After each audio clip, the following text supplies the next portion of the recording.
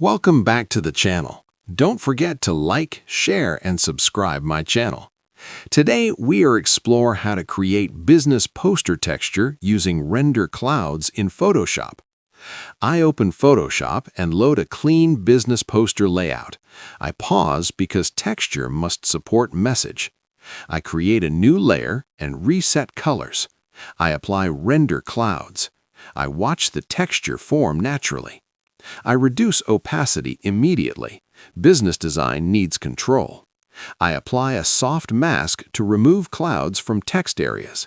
I adjust levels gently. The poster now feels premium. I zoom out and imagine this on a wall or social feed. The texture adds professionalism.